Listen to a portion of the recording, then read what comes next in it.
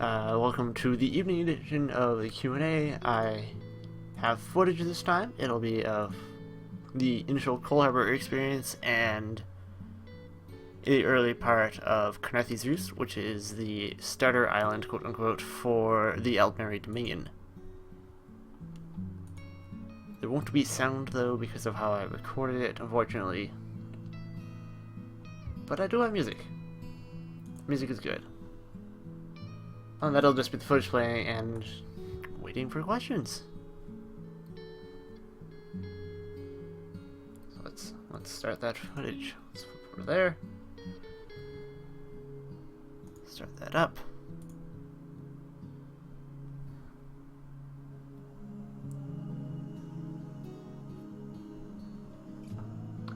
Oh shit.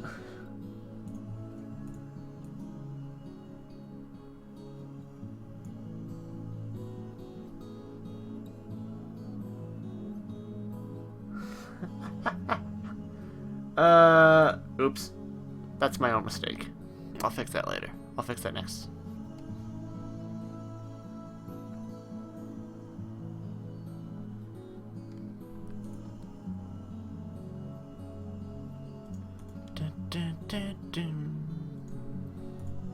Whoa. Whoa, close that.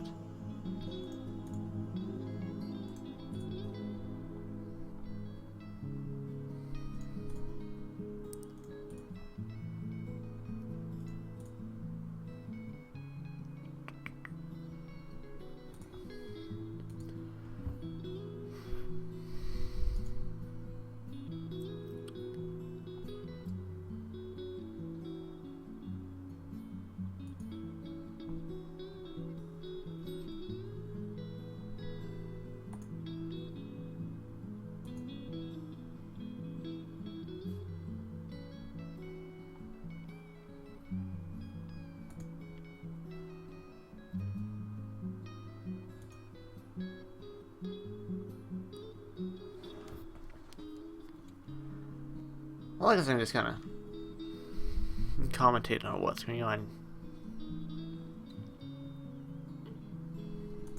screen. What? So what we have is I've made a Altmer Dragon Knight, and I'm in the initial Coal Harbor starting experience.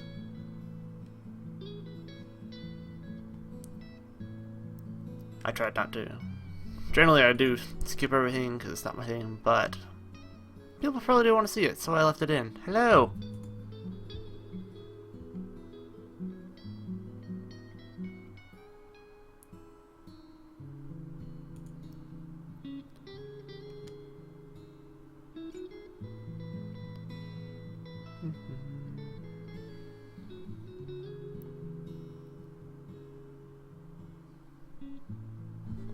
How well did I line up that frame? Fairly well. Oops. Let's see the evening edition.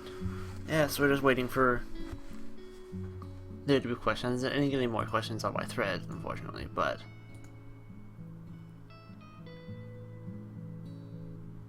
I have footage this time, which is better than just my camera.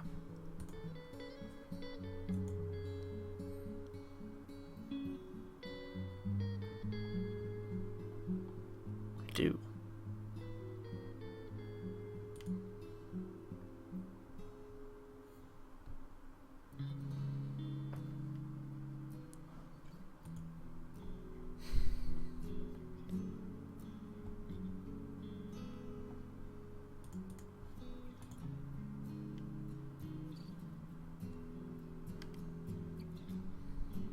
I need to.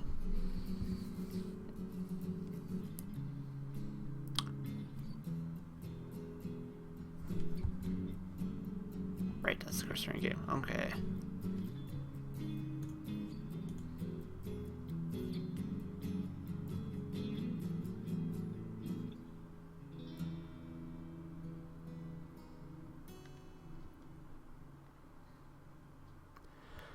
Do you know what the soft caps are and how your attributes affect getting to them? I do know what a bunch of the soft caps are, but I don't know if I'm allowed to give hard numbers of what they are at max level. And how your attributes affect them. I'm referring to...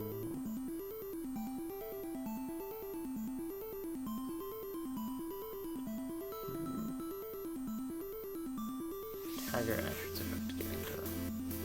It's basically each stat that's available, so all the recovery, all the regens rather, and like...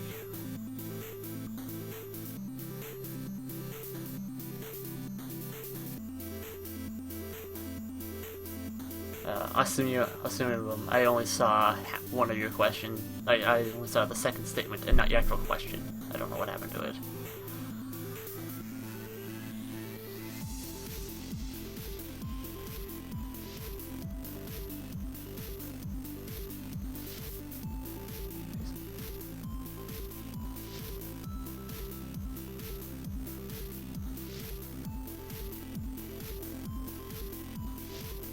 So yeah, soft caps. So how your attributes affect getting them? So basically, soft caps occur when you. Yeah, thanks for rewording that. You probably like in terms of like your health, magic, or stamina, you could probably start soft capping like 2 of them. That'd be fairly reasonable. Like I personally like to do health and magic currently. And then my stamina is just kind of there, because it's enough to do what I need it to do. But you should probably aim for an even spread, because you still need to use stamina for defensive things like blocking and rolling. Download and install. I don't actually know I keep hearing about the EU client download, and I don't know what is going on with that. Since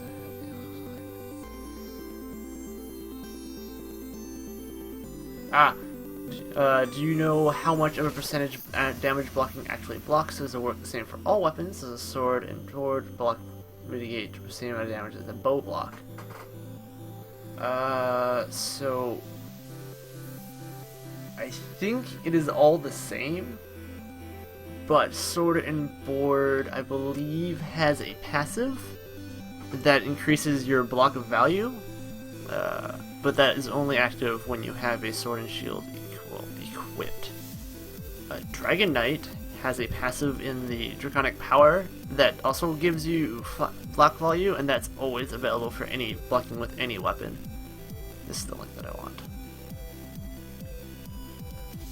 That's not the link that I want. I need to look at for... That is sorted very poorly. Just give me the calculator. Just give me the calculator. I need to know weapon. I need to know this one-handed shield. Cost of blocking.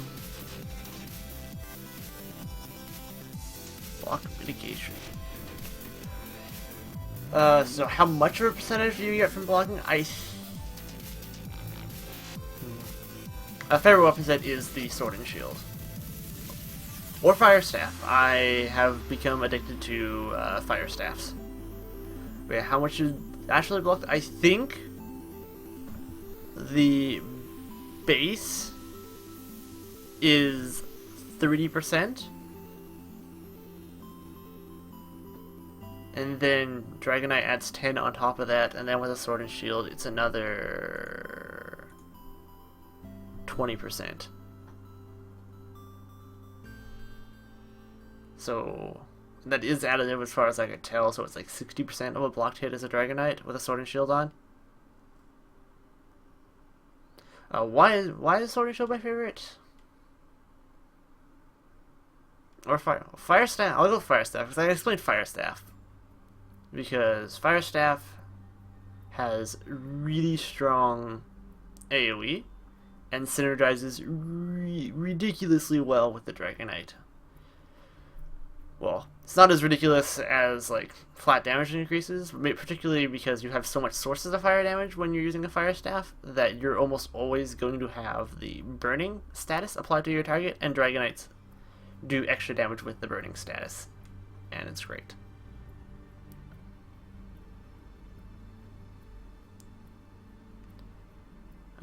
Why I like Sword and Shield? I like most of Sword and Shield. Puncture brings really good utility on top of being a taunt. Defensive Posture, Spell Reflex are also really good, and then there's the reduced block cost on top of that. But like, as an example of how good Spell Reflex are and why I love Sword and Shield, because the only other spell effect available is in Dragonite, but that costs a lot of magicka, is there are several like open world challenge encounters that are like, it's a Necromancer and a summoned pet. I think we actually had one of these in Atropos' footage from his Q&A. There's the Necromancer with his Bone Colossus. Because it's a caster, I can use the Spell Reflect on Defensive Posture to pretty much take no damage from the caster and just worry about dealing with the Colossus. And the caster will slowly kill himself because it's also really cheap. It's quite good.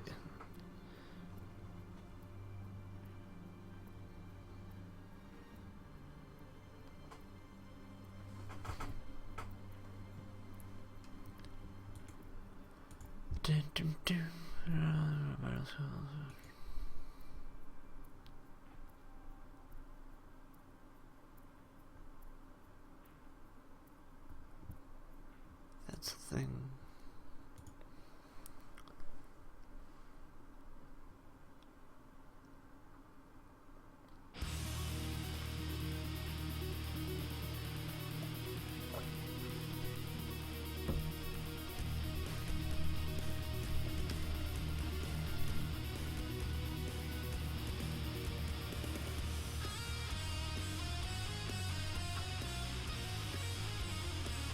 Does weapon swap have any sort of cooldown, or can you switch back and forth to get synergies between the two? So, the only cooldown on weapon swap is the actual animation, which is, I think, which is the same animation timer as all other skills. So it's 1.5 seconds. It's basically a pseudo global cooldown. It doesn't actually have a timer, but the animation is basically your timer, and it's 1.5 seconds. So you can swap it back and forth. Outside of that,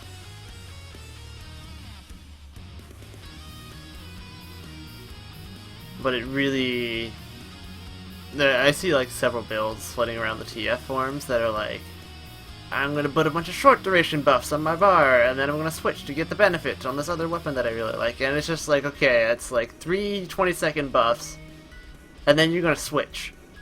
So you're gonna get like 12 seconds, and then you're gonna have to switch back and refresh. It's just not good. Not good at all.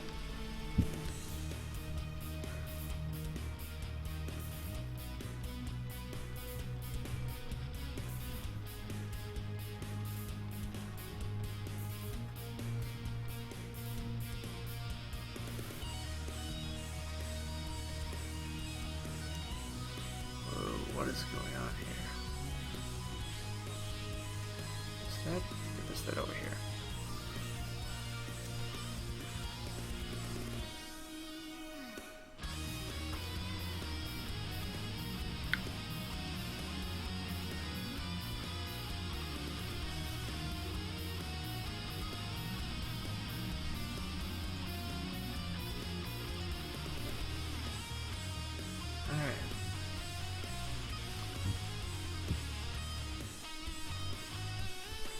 Can you reach the armor cap regardless of armor choice?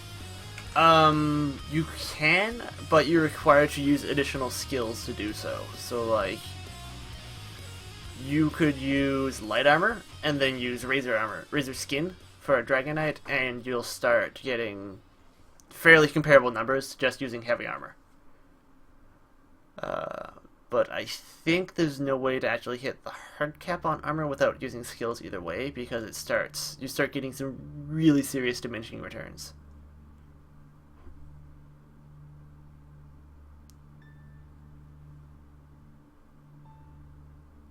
Lower the music volume a bit.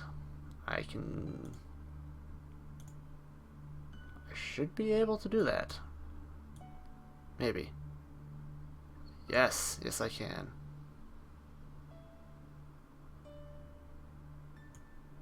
Maybe, hopefully.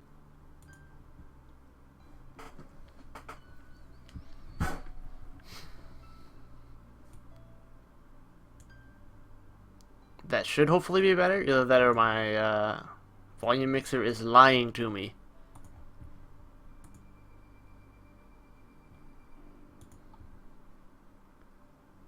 Which is entirely possible.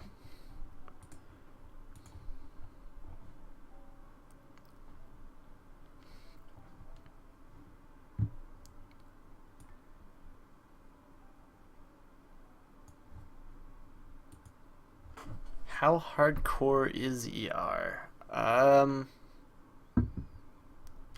Hardcore enough to be serious, but not hardcore enough to be like right on the same schedule as like Blood Legion or something from World of Warcraft, where they're like in there 12 hours a day. We have lives, we do work, but we're serious enough to put it down. Serious enough to actually get it done when it needs to be done.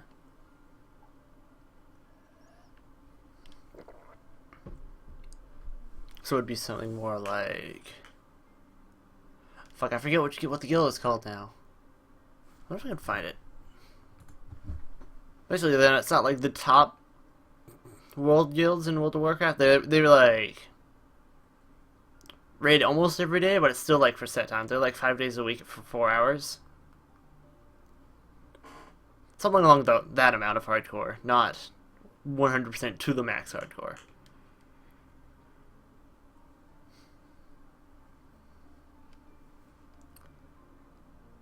Do you schedule your playtimes with each other? We do have scheduled events. Other than that, it's kind of freeform. Everyone just kind of hangs out. But we do have scheduled events where we get everyone together and go out to like Cyrodiil or PvE when it's available.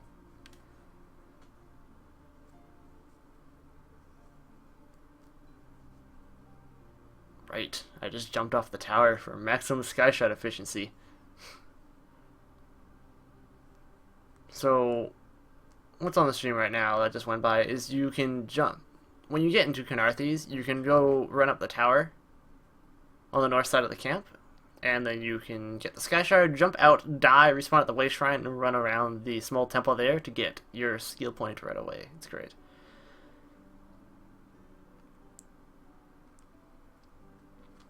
What would be the one thing I could change to ESO and why? What would it be? I don't remember what it would be. Why do I not remember? Maybe it'll come to me. Impressions of the Sorcerer class. Sorcerer is really good. It has a ridiculously strong execute style ability in the form of Magisterium mixed with Disintegrate. It melts bosses below 20%. It's dumb. Sorcerer also makes really strong tanks. They have really good efficiency as a healer, but you're still locked down to just the Resto Staff. Sorcerers are pretty good class overall.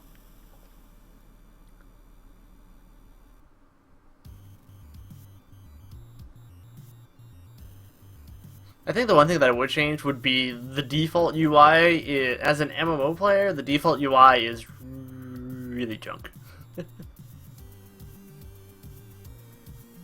When you hit level 10, could it be viable to actually level in Cyrodiil? So the issue that exists right now with leveling in Cyrodiil is the experience values are kinda low. It's not as bad when you're on like the weekend test, when there's a like thousands of people into one campaign and there's a whole bunch of people to kill, but it's still slower than just PvEing. I think. No, it might be a bit faster when if you have like a coordinated group and there's like you're always, you know, properly ambushing like groups bigger than you. Because I think we started hitting like 15, 16 on Saturday, or yeah, it was like late Saturday. We started hitting 15 or 16, and those were new characters. That was on the most weekend test.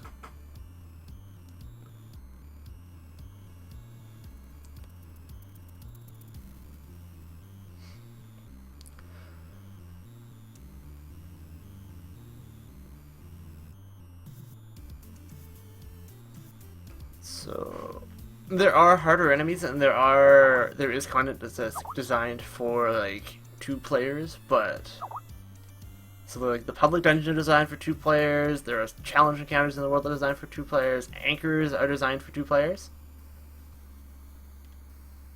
or more, like 2 to 4.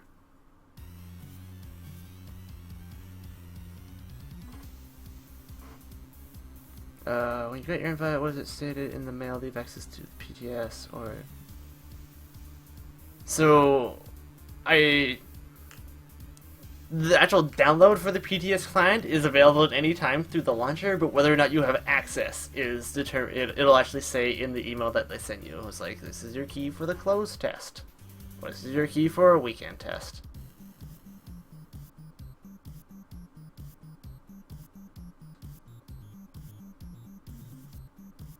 Twitch plays Pokemon.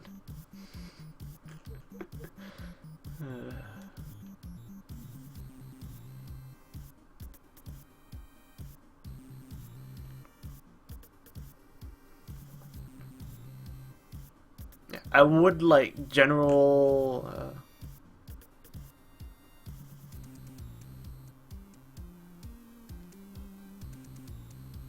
Yeah, like you get the client, but you can't do anything with it.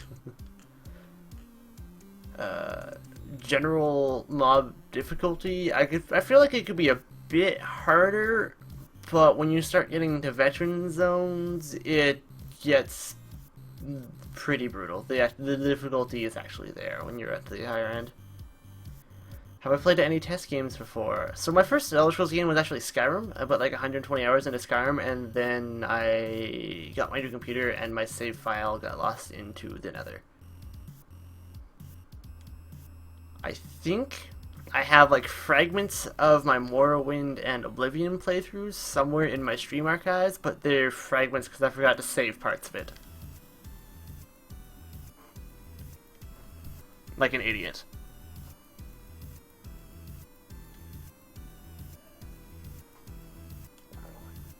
Yeah, it is an extra invite. Unless you know you feel like downloading another 50 gigs of extra client.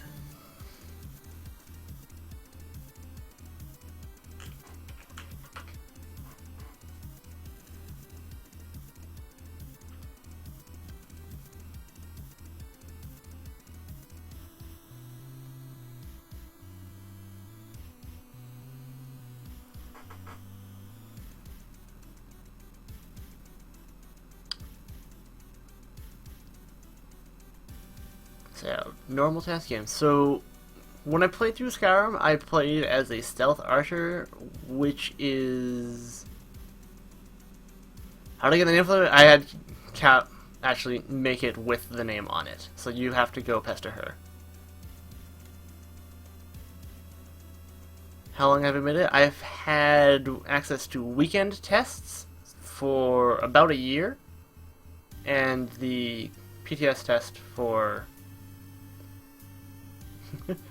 Yeah, I don't know what's up with their with the download. It's like the client is half of that, but for some reason you need all this extra headroom, and I don't know why.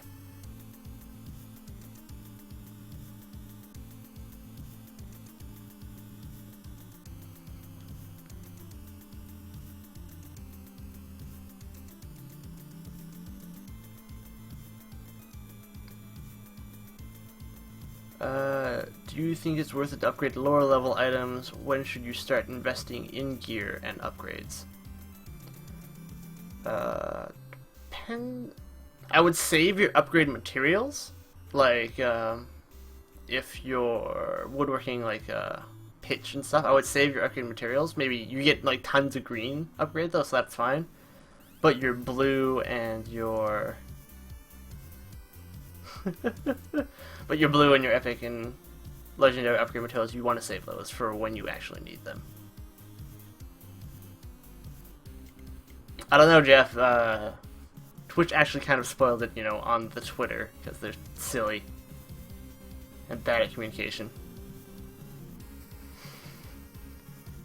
And once you just start investing in gear and upgrades, I wouldn't worry about it too much. I would say like 45 or 50 you could start considering, except for maybe like what armor types you actually plan on wearing, because how skill experience works.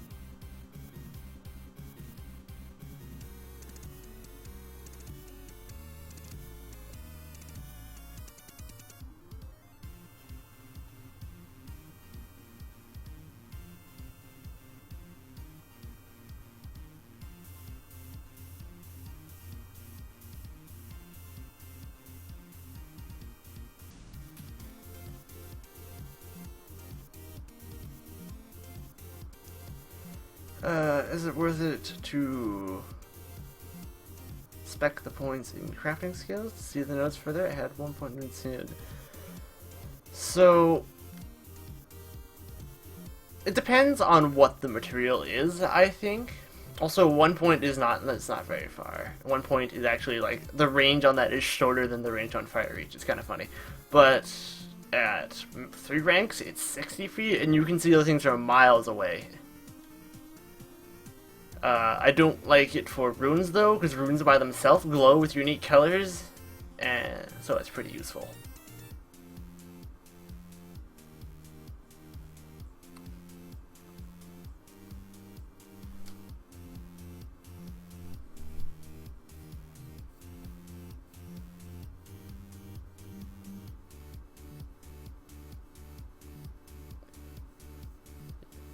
Yeah, with 3, yeah.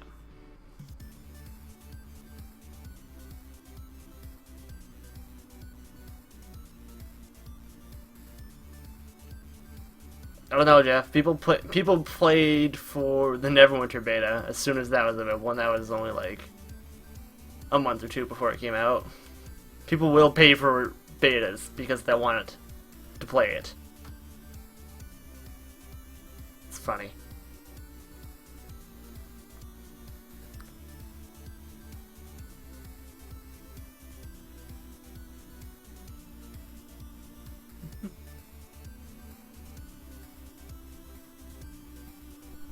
I'll lower the microphone a bit.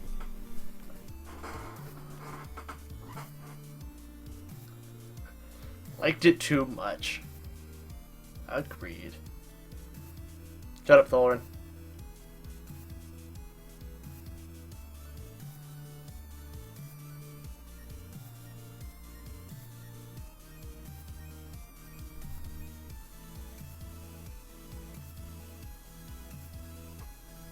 Should probably mod a couple ER people though.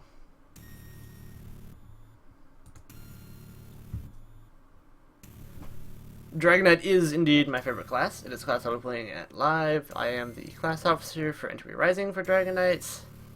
I think they're awesome.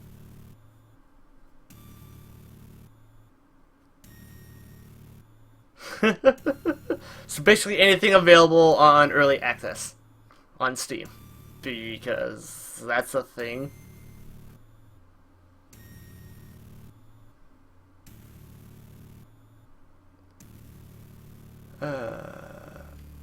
I know nothing about the EU client. That I keep seeing people talking about it, but I don't know anything about it.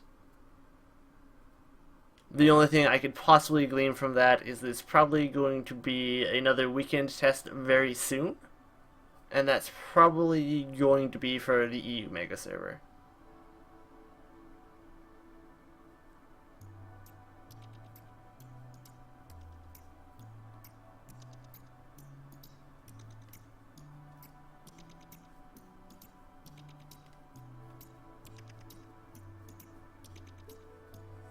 Of course I'm listening to OC Remix stuff. Why? Because it's remixes.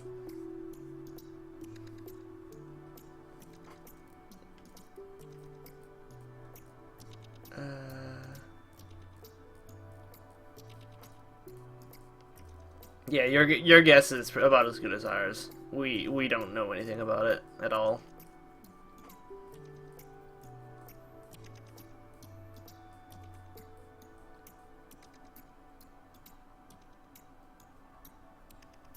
Yeah, pretty much what Thorn said.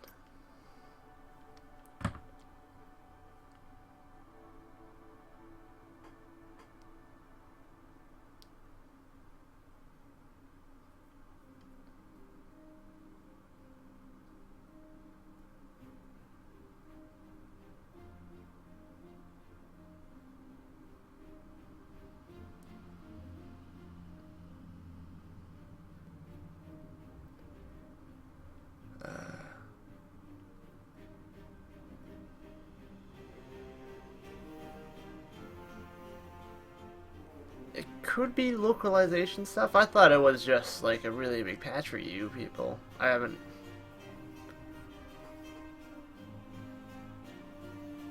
As in the past betas, will EU and US players be able to play together?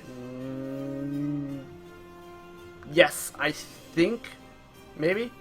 I think you can. I think they've mentioned that you could, like, choose which region you want to play, to make a character on at any time. So, like, an account gets you access to both.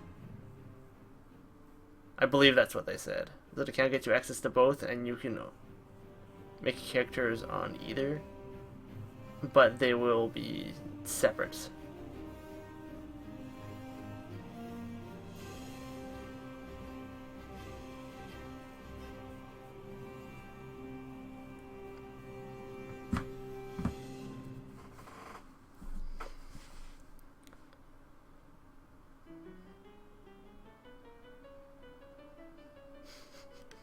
If only internet transmission actually worked that way, and there wasn't like massive pings.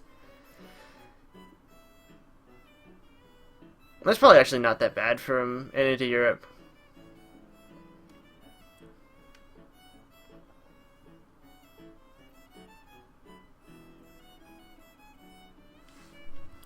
Why does this keep opening? Exit.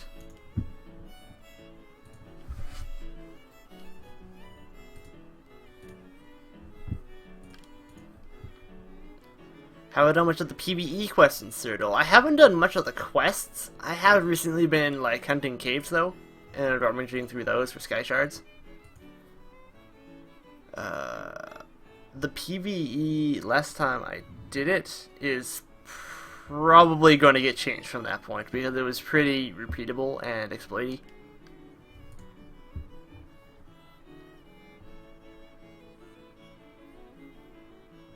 That's terrifying.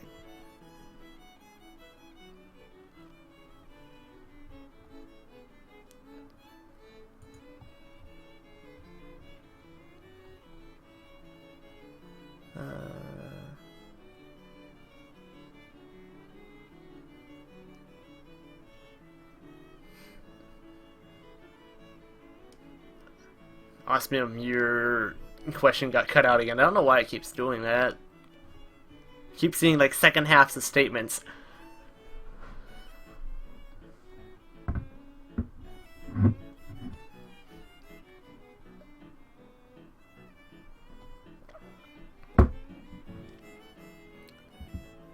Right, yeah. Are most of the sky shards in caves or such an open world? So each cave has a sky shard? Jeff deleted Thorn's message. So each cave has a sky shard? You literally like down to it. Okay.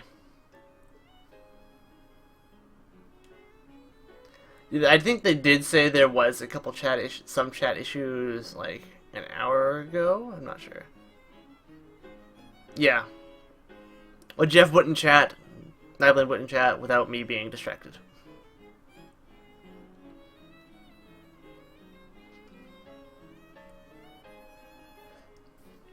So all of the big zones have 16 sky shards. 6 of those are in caves. One of them will be in the public dungeon, and then there are other 9 that are just like scattered throughout the zone.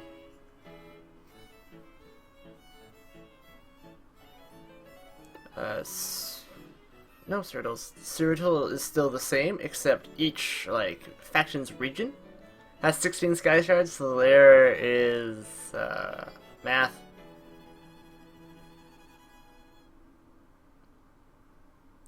48? I think it's something like 48 sky shards in Cyrodiil. There's a lot of sky shards.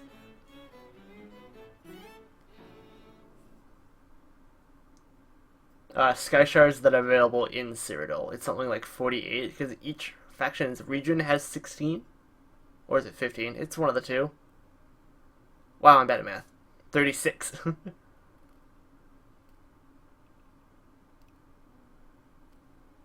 Yeah, the Cyrodiil ones are a pain to find. It's a really big map, and it's a lot of open space.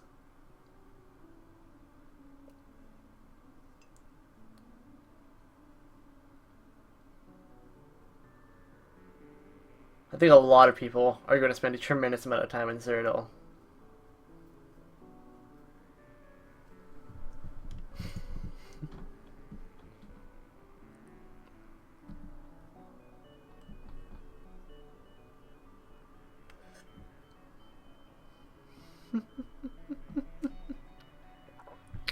Should probably actually check that. I need to check this.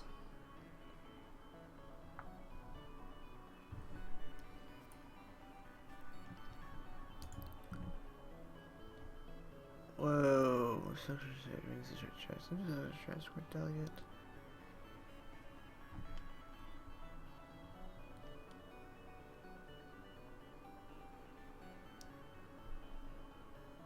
Yeah, there are issues with the Twitch chat at the moment. No, this is recorded footage, but it is from the beta. It's from a beta. Yeah, it's pre-recorded.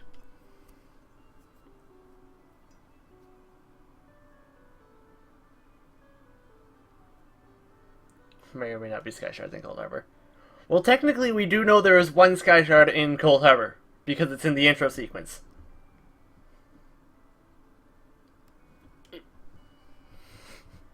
Right?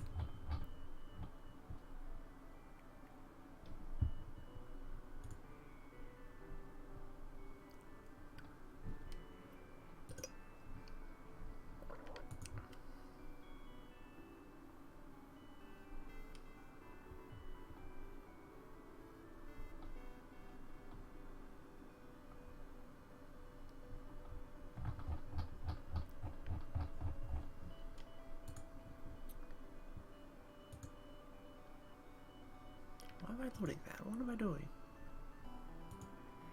How's that?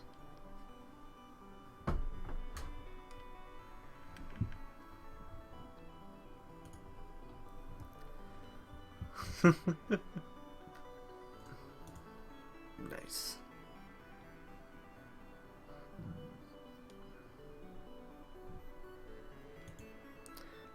You think they'll move ice sky shards around before launch? I don't think so. They have already moved a bunch of them to be more obvious, which is incredibly disappointing. It was very sad. I don't think they're going to be moved again because they also have to rewrite all of the hints for them in the achievement panel.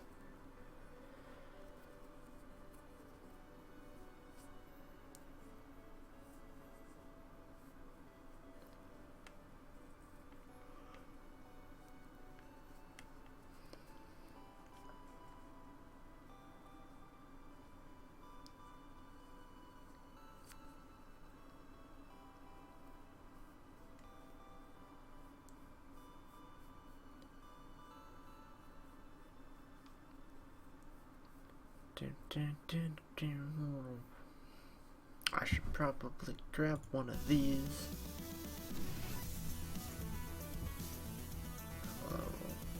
Follow.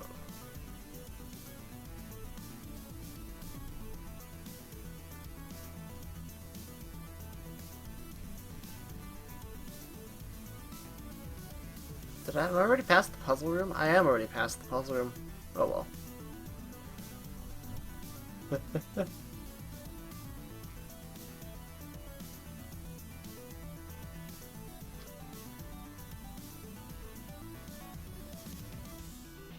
Yeah, pretty much because these are short Q&A sessions, we're gonna...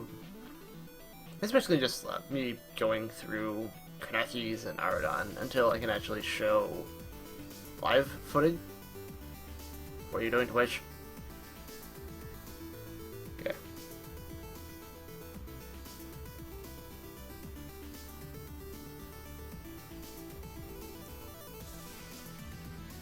It's recorded footage for everyone. Recorded footage.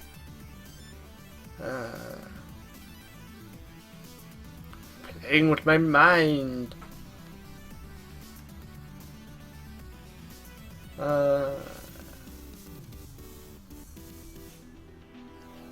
Yeah, I agree. I was kind of hoping there'd be a boss at the end of this quest, but instead it's just put the stones on the statues. So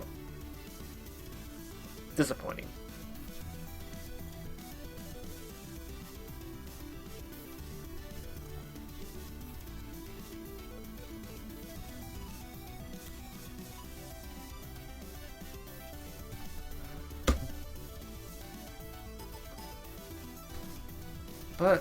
But I like the Force.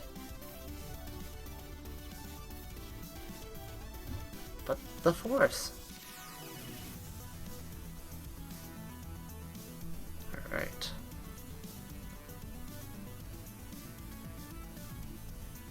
Okay, this is true. I have not actually played any of the Star Wars tabletops. It is Psionics. I will take Psionics as an acceptable answer as well. Psionics are silly.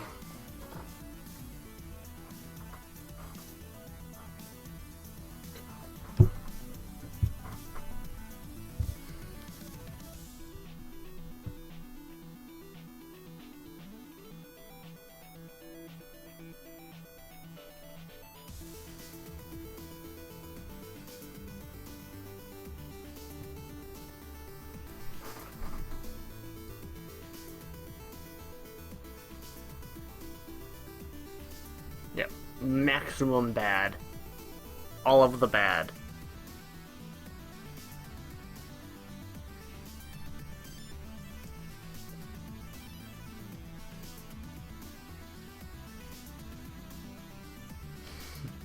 Fat stacks of Monopoly money. Well, where's my Monopoly money? You gotta remember. I don't have this Monopoly money you speak of. So I blame Nibling.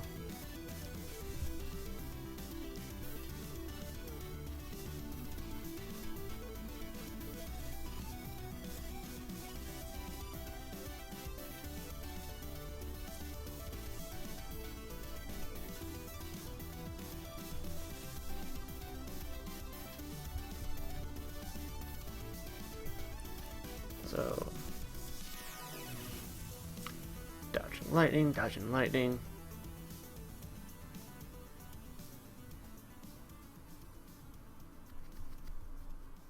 Standing in lightning, rolling out of lightning, and still getting hit by lightning. What GPU do I use? 50 cents Canadian. What GPU do I have? A GTX 680. I did have to turn down a couple settings though, because when I tried to record it the first time, a whole bunch of shit crashed. It didn't go well.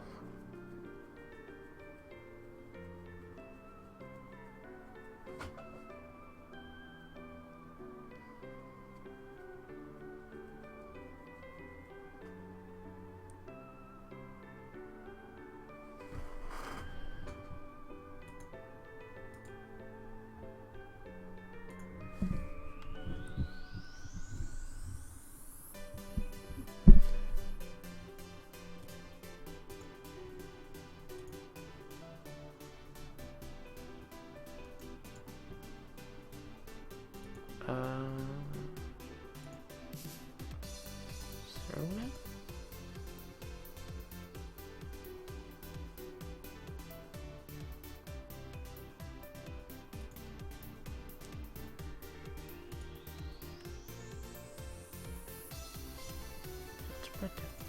rid of that.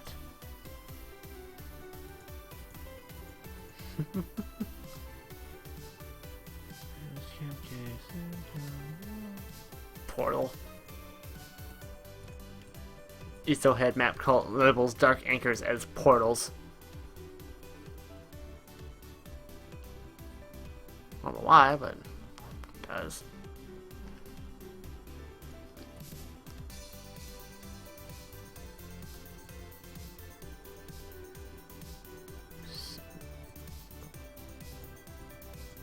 Looks.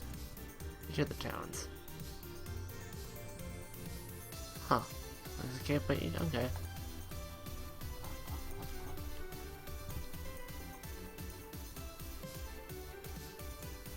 Let's flip through some maps. See if we can't find anything interesting.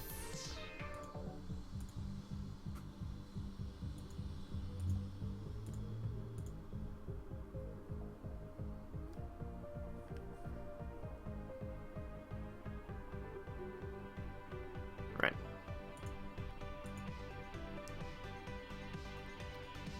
Fuck map Aldenary uses. I like that map better than the new map. Sad. Oh well. American should be action map.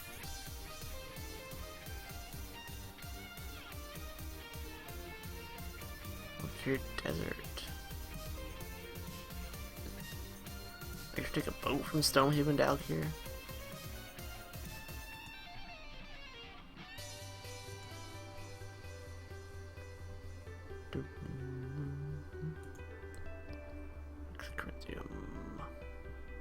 Salt map. What is this?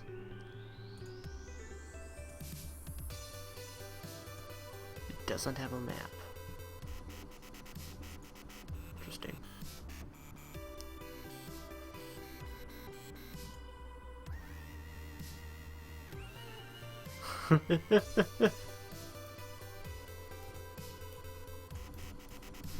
Oh, some of these like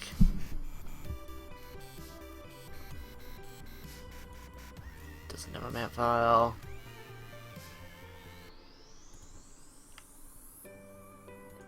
I'm just looking through like some of the maps that are available on ISOHead. There's a couple like random things that has been dug out but doesn't have maps.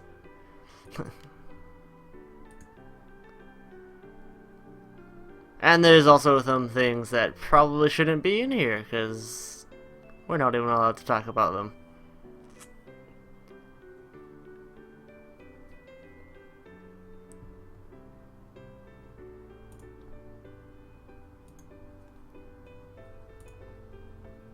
Right, that's what that means.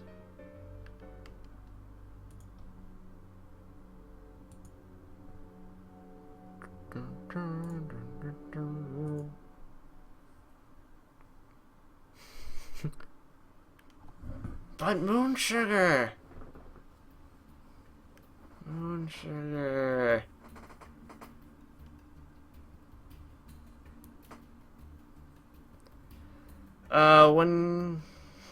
When can we start releasing PvP? Erlex, are you here? I don't actually know. Hopefully soon. I think we can maybe show low-level PvP. I don't have any footage of low-level PvP. I think Erlex has some of the low-level PvP footage from the most recent test. Also, hello, Suji! I know that's you. Suji.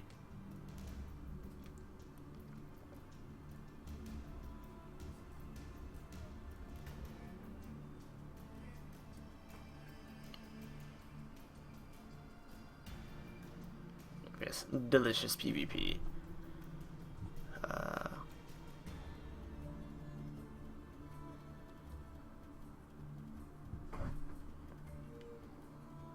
Yeah, I'm pretty sure we can do soon. Yeah, we can do PvP footage. I just don't have any. Let's see what I can do about getting some, though.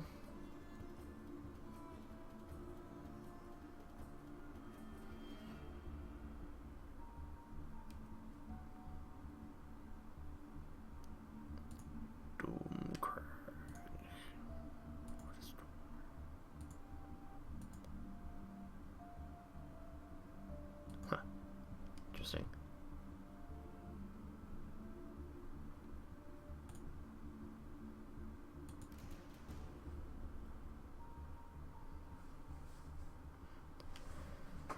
So,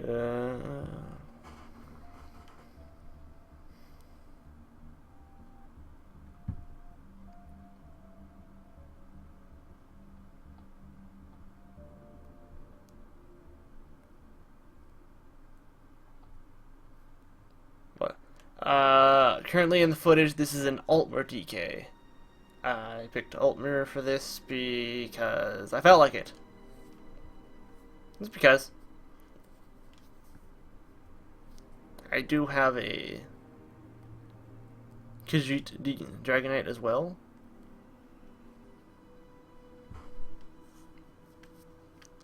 That I have played a lot. Yeah, that is correct. I just don't happen to have any. I just don't happen to have any PvP footage recorded.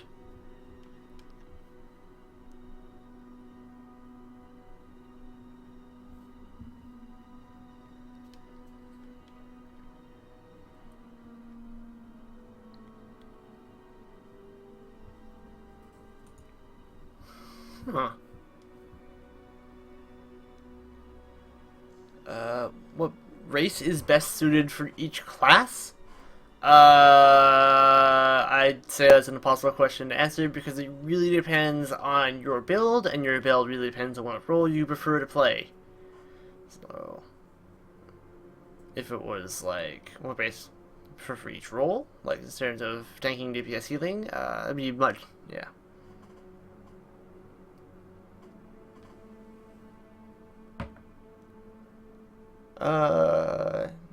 Just to screw around on. The test that I played this on, it was still faction locked. We don't have access to the pre-order bonus yet. Race is incredibly relevant, though, given just the fact that racials exist and are not like bullshit junk passives. The fact that they're actually things. They give you direct benefits. They're totally relevant. The biggest example I can think of would be...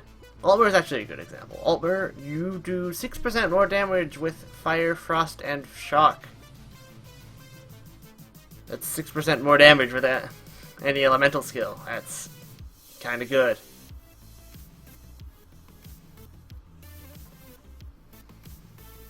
Yep, Master Lockpicking. Lockpicking is actually fairly easy. I laugh at people that are really bad at it and like to steal their chests. But another good example of racials being relevant is the Khajiit racial. Carnage. Increased crit damage. People are... The thing with that is it gives you 3% melee crit, which is okay. It's melee crit. But the crit damage is universal, so it's good for any kind of crit-based build.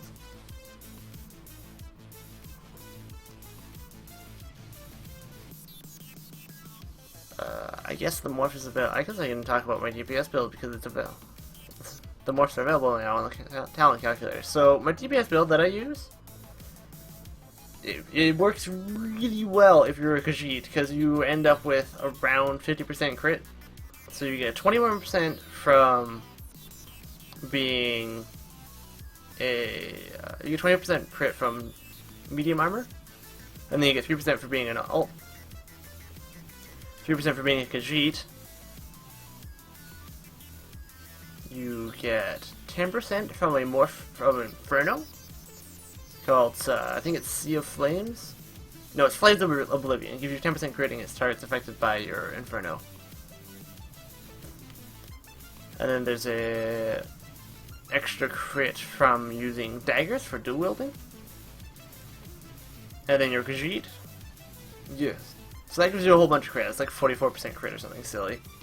And then your Khajiit, so you get 50% crit damage, and then you get a Shadow Mundus Stone. I don't think the Mundus Stone powers have been announced, but I think they're probably available somewhere now. The Shadow Stone gives you 5% crit damage. And I know this is available. Then you can craft a bunch of gear with the Divine's set bonus, trait bonus on it rather, which increases the effect of Midas Stone. So you get a whole bunch of crit damage as well, and you crit things for days, and it does really good.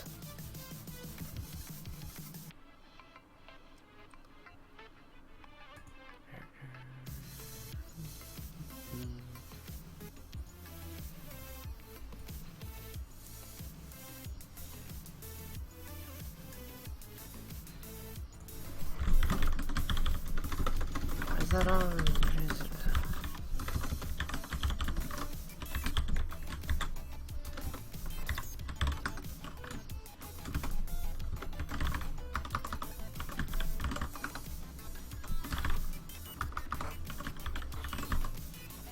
Right.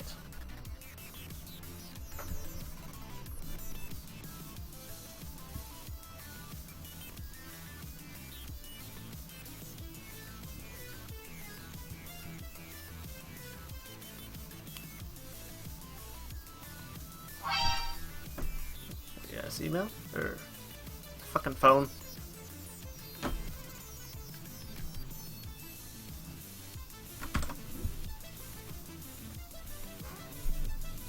Startles me every time.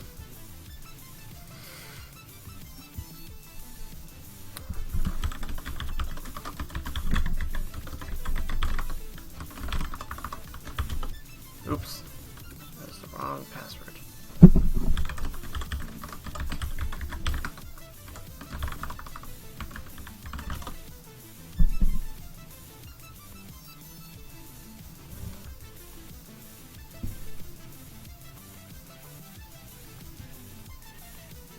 Your data.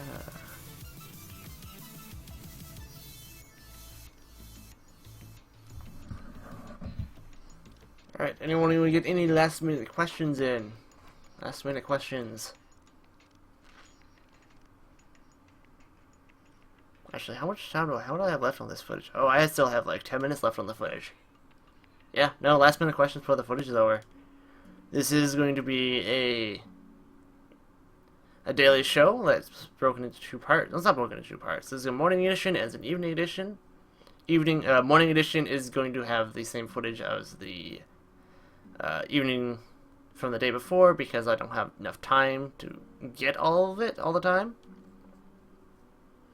The morning edition is also for Europeans because it's at like 8 in the morning. It's like, it's a good time for Europeans.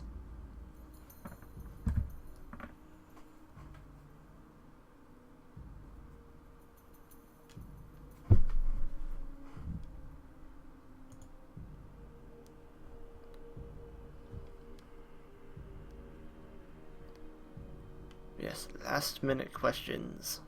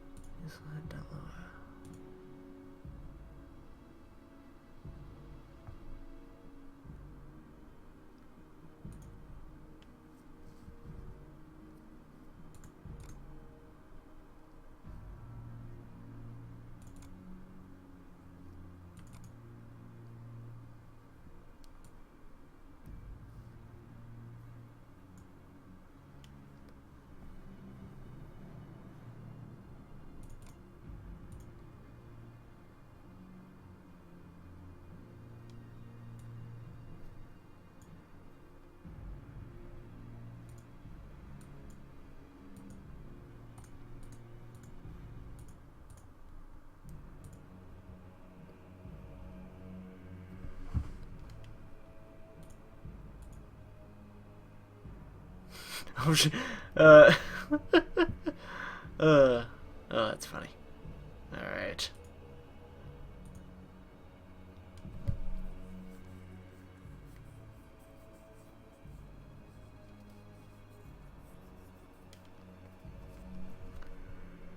What is the most recent? need to clean up my email.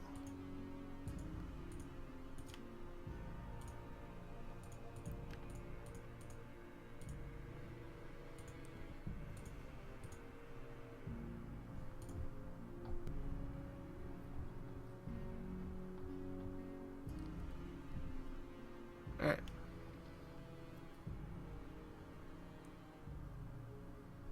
Still waiting on questions. We're running out of time.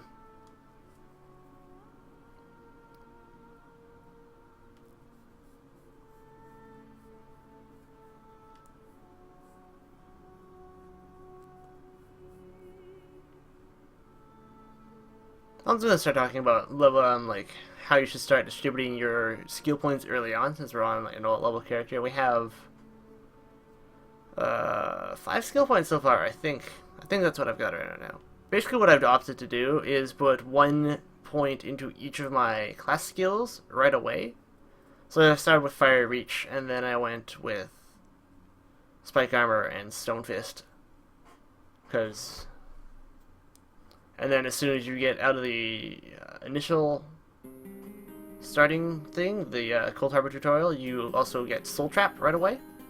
So it gives you a bar of 4 skills.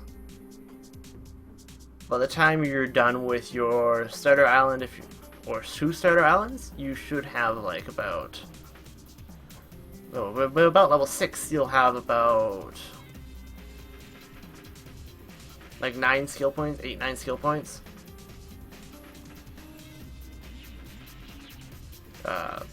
What determines how much experience a skill line gets is based on how many of the skills from the skill line you have. There are several exceptions to that being the guilds, particularly the Fighters Guild, the Mages Guild, and the Undaunted.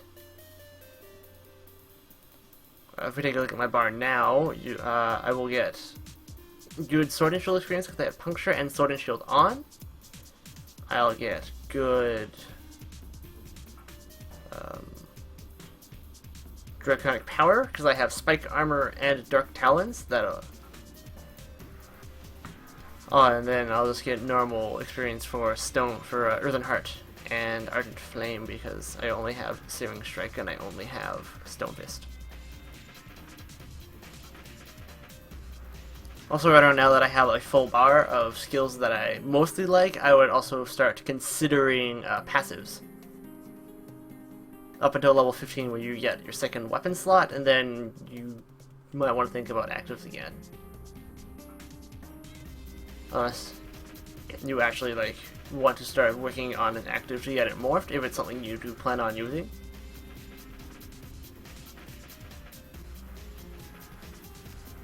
A good example of this would be Fire Reach. I didn't do it on this character, but I would max out Fire Reach before taking it off my bar because I want to have that morph available for PvP.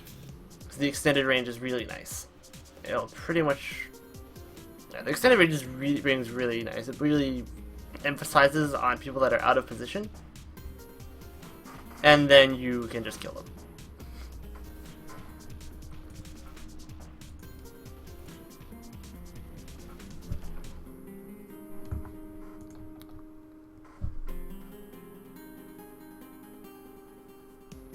Alright, we're actually at the end of the footage pretty much, so I'm going to do a sign off.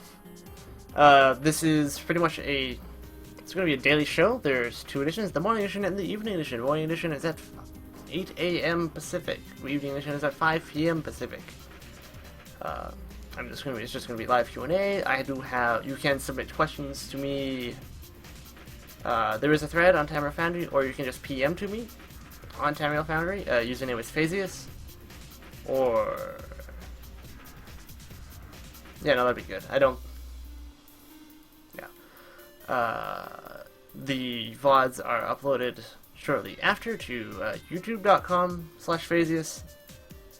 If you need to watch the recordings, I'll also be updating the initial thread with the VOD every day. Hopefully I can keep it on schedule and every day. I haven't had much luck with that before, but this is actually going somewhere, hopefully, so that'll be good. You can also just follow me on Twitter for ramblings and other things. Basically, that's probably the best way to know when I actually go live. Is on just following me on Twitter. You can also... Oh god, that's just going to cut over to the blank desktop. That's going to look really ugly in just about a sec. Alright. Yeah. Thanks for watching. I will see you guys in the morning. Have a good day.